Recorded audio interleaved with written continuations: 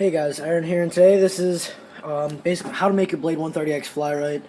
Just a quick thing, you can fly this totally stock, and it flies great. A lot of the misconception for a lot of things is that you have to upgrade these little helicopters, and they fly great stock. As you notice, everything's basically stock. Quick backstory. I fly with a lot of people who like to upgrade stuff and really aren't that great of a pilot. And they're not using performance, like they don't need the performance anything.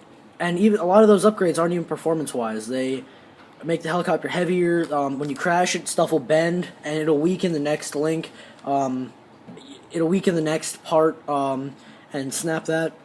It's not worth your time. So I try and keep everything plastic, everything as stock as I can. Excuse me. Everything as stock as I can. So yeah, I'm just going to go over this helicopter and show you what I all have done to mine. Again, I just want to say that this is, you can keep it all stock is what I really want to get at. Just, if you're flying 3D or whether you're just a novice pilot, keep it as stock as you can. This is not a helicopter you have to go blinging out. You can, but it doesn't actually fly as good when you have it all blinged out. Alright, so, start out here. As you see in the background here, I have a Fusuno canopy. You can go look at my review on this. This was like $23.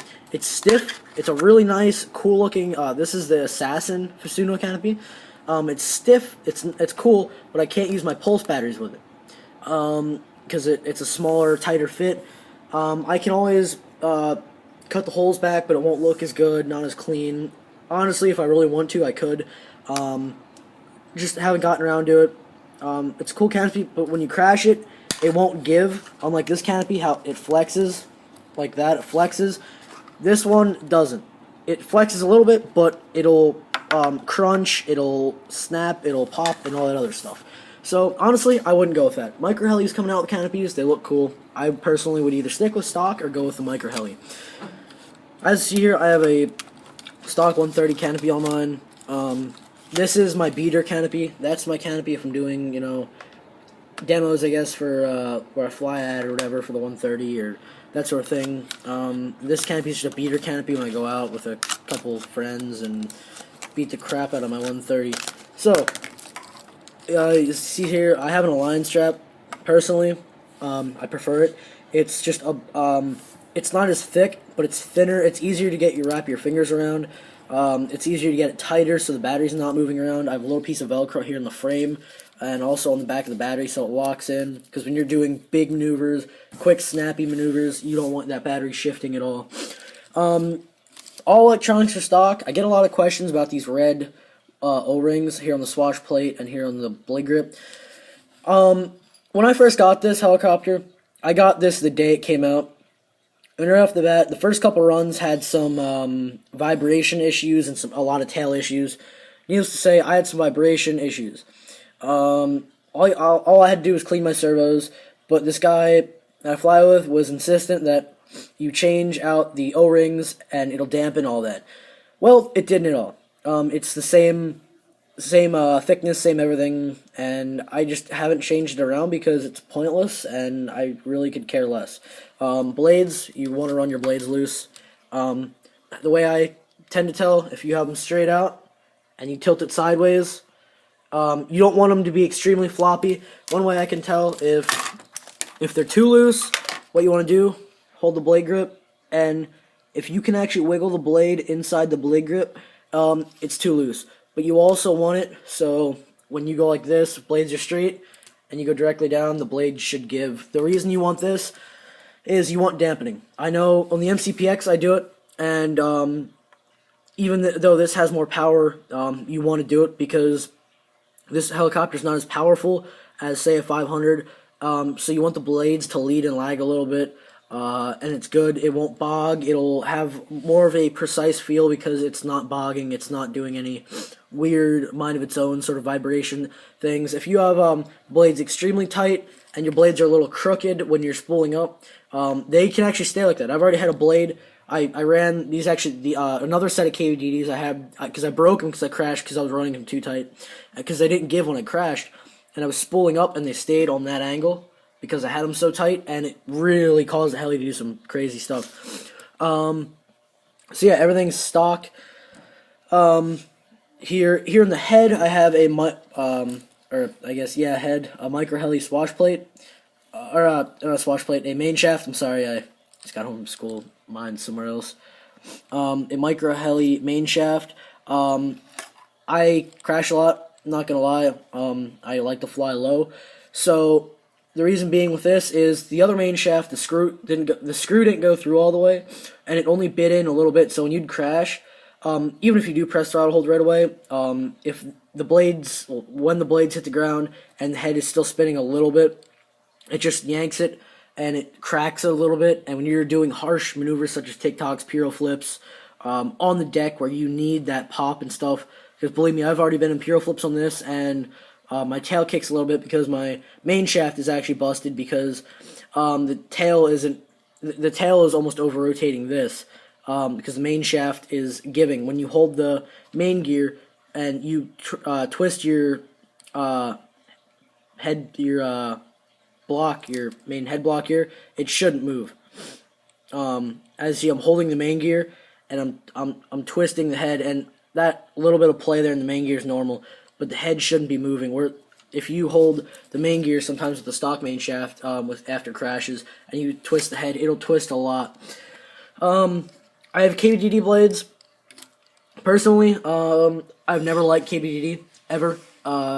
With their MCPX stuff, I've really only ever kind of liked their tail blades. That's really it. But I think they did pretty good for the 130X. They're not as durable as the stock blades, but they give a lot more pop, and they seem lighter. They definitely give more pop, and they do seem lighter. A lot of people go for the colors. Personally, I had a pink set I got out of IRCHA when they were still prototypes, and I broke like 3 sets of those because they weren't machined right or whatever. They were like little air bubbles, like imperfections in the blades. So now that we're already 6 months past IRCHA, 6-7 months past IRCHA, KBDD's had time to work on these. These blades are the way to go. Again, stock blades are great. Even for 3D, I can Piro flip with the stock blades on. I'm just using Piro flips as an example because to a lot of people that is a very advanced maneuver. I do not mean to rub it in that I can Piro flip anyway. But anyway, I can you can Piro flip with stock blades on. I just prefer these because they're a more locked in poppy blade. They work for my flying style. In here to the tail, nothing aside from an extra tail guide support. And really, I don't think you need that, but it helps a little bit in stiffening the tail from side-to-side motions. One tip for the tail: if you start to get a squeaking or a squealing and you get a little weird tail vibration, that could be several things. But one of the things which I've done is pull your torque tube out, put a little bit of grease on it, fairly not very thin, but not very thick, kind of like a medium grease. You don't want it to bind at all. A little bit, put it on the torque tube, push it in and out a few times, put a little more on, push it in. You don't want to put too much on because you don't want grease and lube flying everywhere. Whatever.